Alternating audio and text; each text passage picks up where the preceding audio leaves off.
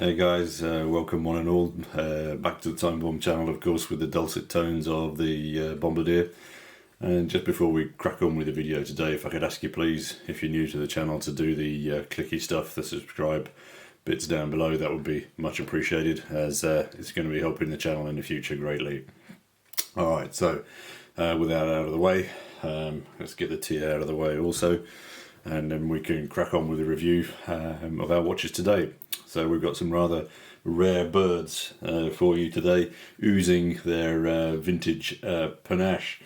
So IWC, and then wonderful old Patek Phillipe Calatrava 1473, and this particular little beauty is from 1941.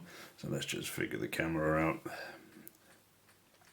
I think what I'm going to do is just pause there while I readjust the camera just to get a little bit up close, because this watch is so small. It's kind of different. Yeah, let's see if that's any better. As I was saying, this little beauty is so small. It's a little tough for the camera to pick it up, but let's just give you a quick overview here so we can see what we're looking at today. So an absolutely stunning piece of history. Very proud and very lucky to have this 80-year-old watch on the channel for you today. And yeah, I think equally amazing is the fact that we've actually then got also the 80-year-old box that comes with it.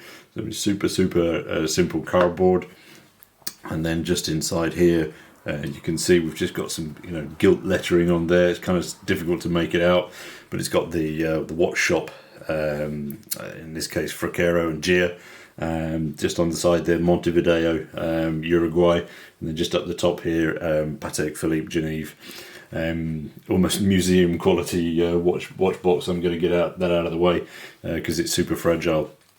Kind of interesting to see, though, I think, the priority that watch manufacturers gave back then to the watches.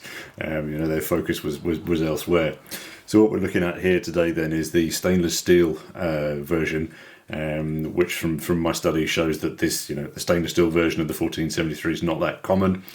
Also adding to it's the rarity of this particular watch is that it is also co-branded with Fracero, and it's just literally under here, under the center of the hands. I'm going to have to pop up some macros because it's a little tough to see that detail. It's such fine print. But essentially, Fracero and Cia is a watch dealership out of Uruguay, and the current value of this watch is around 8,000 to 10,000 UK pounds. So Fracero and Cia opened up their most famous store in Montevideo, Uruguay in 1908, but I understand that the shop itself had actually been bought in 1868 from an entrepreneurial German chappie called Oscar Sprangerberg, and I think the first Fraqueros actually worked with Oscar, sort of developing that watch business in Uruguay.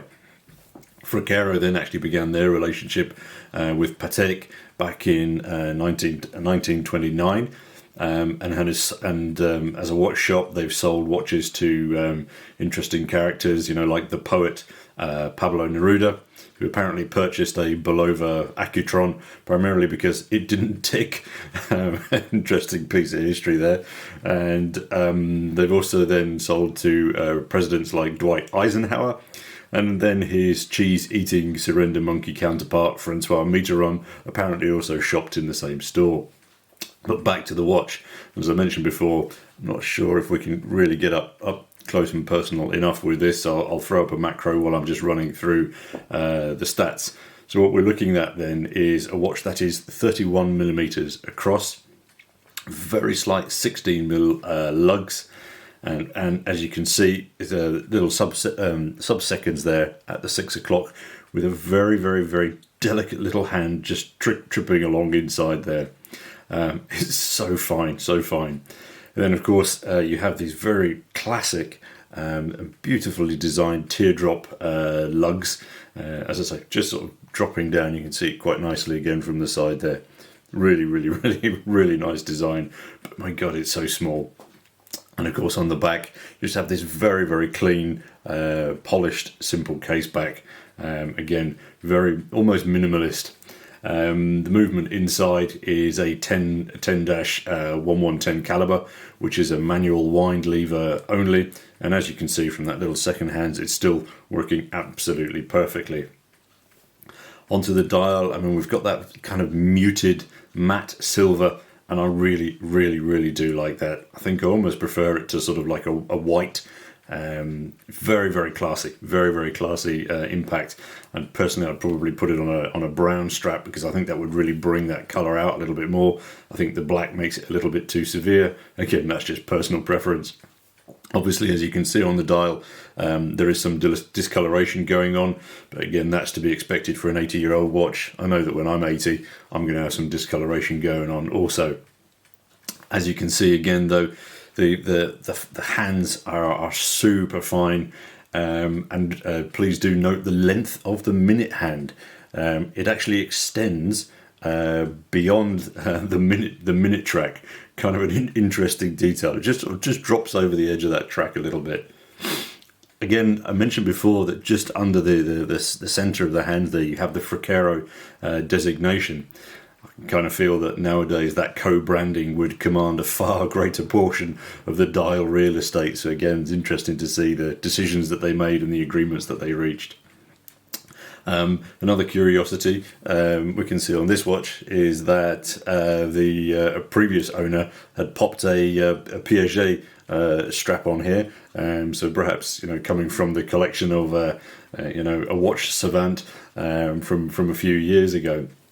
On wrist, I mean, I can show you just briefly. It my God, no, that's not going to work. Let's try the other wrist. It's so fine. It really, really is. And again, I don't think with my ink it's really going to look as it's supposed to, but yeah, it's super, super petite. I think almost by nowadays standards, this is more of a lady's watch size and dimensions. But yeah, as modern standards, it appears small, but it is, to me, a super piece of horological history. And then onto our second watch for today is an IWC, and it's actually my first ever hands-on with an IWC. I did go into a watch shop last year to have a look at some of their modern chrono timers, etc. And the first question that the guy behind the counter asked me, he said, "What's your budget?" And I sort of went, and then he sort of disappeared to talk to somebody else. So anyway, that's just a curiosity. I think it must clearly be my image. But anyway, what we're looking at here today, the IWC, this is the 3506 Ingenieur or Engineer. And this particular timepiece is from 1985. It's sometimes actually referred to as the skinny Engineer, in contrast to its larger cousin, which was the Gerard Genta designed Jumbo, which came from the 70s. That watch was not a huge success, hence the creation of the slightly more svelte like version that we have here. Designed with engineers in mind, with off the scale anti-magnetic properties. You can certainly see the Genta tells, as this does look like several other watches from his design catalogue. So what we're looking at then, the skinny is 34 mils across. The jumbo came in at 40. And as I say, maybe back in the 70s that 40 mils was too big, so they shrunk it down a little bit. Sportier version that you've got here. You then have 8.5 mil depth. So again, so it's still very, very small by modern standards. And actually, the first thing I noticed when I was looking at this watch was that the top-down view, so the top-down view creates this very streamlined impression. However, when you flip the watch on the side and you get a profile view, it's almost as if the flanks belong on another watch. The profile that's presented to you here, it just seems a little bit odd. it's kind of like a little bit stubby, a bit blocky at the same time. You then have these almost imperceptible drops at the lug area, which don't really fit because of the added depth that you've got of the case back. And as I say, just to me, that side profile just looks it. I don't know. It doesn't fit with that top down view. But maybe that could just be me. So yeah, let's move on. Obviously, we're looking at a gold and steel, stainless steel construction. I'm believing that's 24 karat gold, and it does give you quite a heft in hand. I believe also, can't see, the rotor is also solid gold, but as this watch isn't mine, I'm not going to be popping the back off to have a look-see, so you'll just have to trust me with that one. Sorry, guys. The golden bezel, again, does feature those, little Patek tells. However, I can't see any screws in the bottom of those. I mean, they're super small anyway. So if you guys can add any information as to if those are screws, rivets, or just design details, please do drop me a comment down below. That would be very, very helpful. You have this super designed integrated bracelet here. I actually have to say that I think the Constellation that I saw the other day, I think I actually prefer this one. I think what we have, let's just open it up here. You'll see more what I'm talking about and get it the right way up. I think the integration, just as it flows from the case, is absolutely superb and really emphasizes in a beautiful way the tapering down of the bracelet. I think it's absolutely fantastic, and I prefer it, I think, to the Constellation integrated bracelet. I like the Constellation because it was such a small area that they had to work with, and they did it very well. But I think here again, that top down view when it's on wrist, I think is superfluous. That's superfluous. It's superb. All right.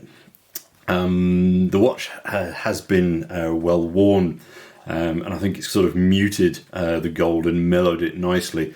And again, I think I actually prefer this watch as a vintage rather than perhaps say a new example. I think the new example would be too blingy.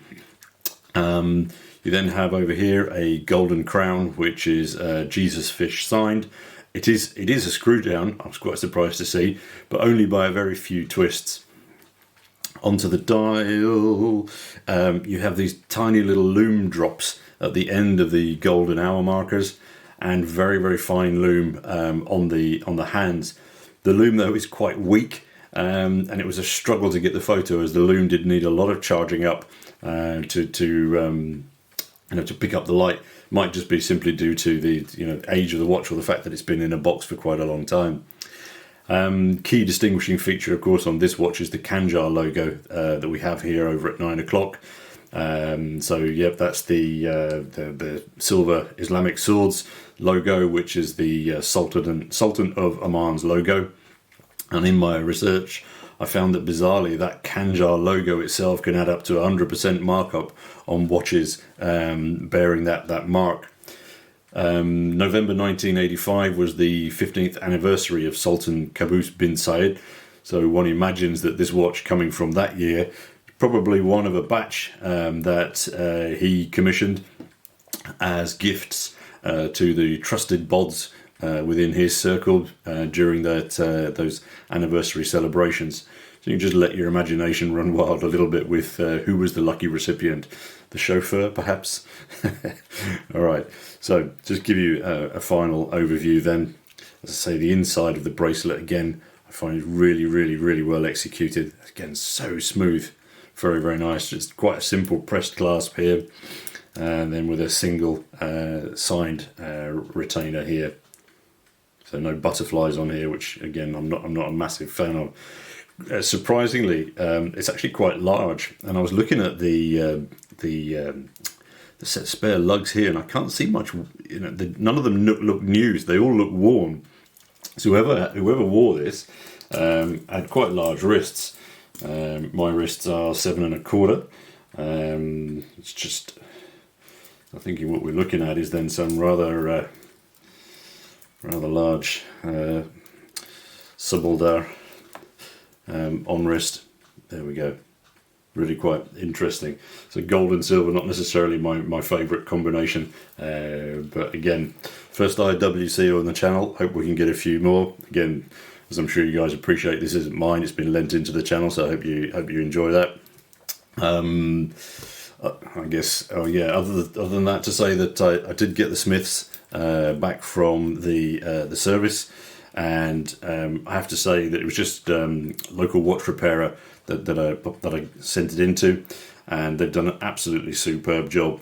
Come back extra clean. I think they almost even cleaned the inside of the crystal, and it's now running and holding its charge absolutely perfectly, suggesting perhaps the mainspring, you know, needed a little bit of oiling, but you know, 10-year-old watch, I think that's pretty nice, pretty normal. But again, just looking at it, having it in hand, you sort of really see how it just dwarfs these other two watches, and it's only a 40mm. So perhaps the next video should be on size matters. But anyway, I'll shut up, guys.